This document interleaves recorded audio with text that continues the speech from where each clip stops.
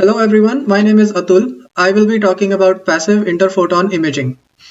Since the early days of digital camera sensors until today's state-of-the-art megapixel image sensors, the basic principle of how a camera pixel captures brightness has remained largely unchanged. A camera pixel is like a light bucket. It collects photons for a fixed exposure time.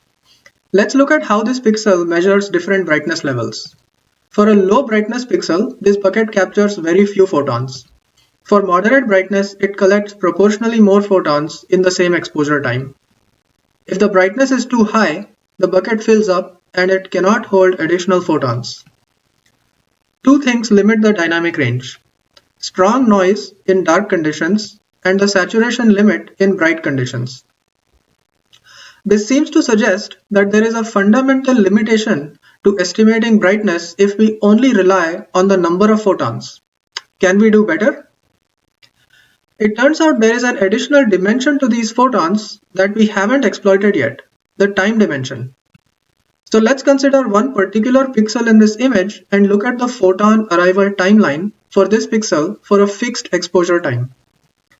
For this dark scene point, there will be very few photons arriving, so the timeline might look something like this. Because photons arrive randomly, the time gaps will not be exactly the same. We call the time between consecutive photons interphoton times. Now let's consider a brighter scene point. Again, the interphoton time intervals are random, but intuitively the average interphoton time will be smaller. Finally, for an even higher brightness, the average interphoton time will be even smaller. The key intuition is that the scene brightness is inversely proportional to the average interphoton time. Okay, so how do we measure interphoton times in practice? We use an image sensor called Single Photon Avalanche Diode or SPAD. SPADs have the unique ability to precisely time tag individual photons.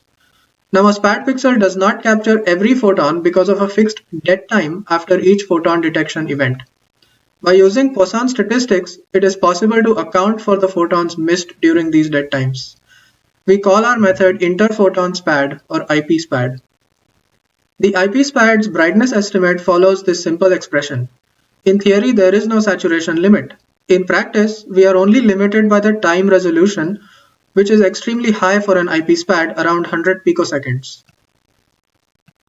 We built a hardware prototype using one IP SPAD pixel mounted on translation stages.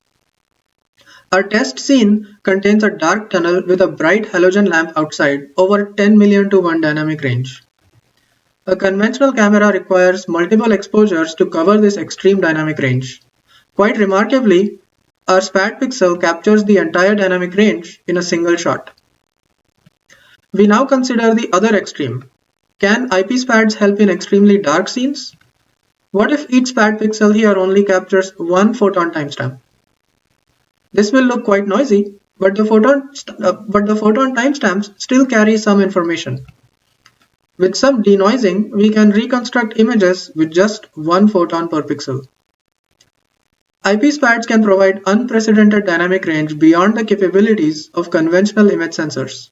This will have implications for various applications including astronomy, machine vision, and consumer photography. Thank you.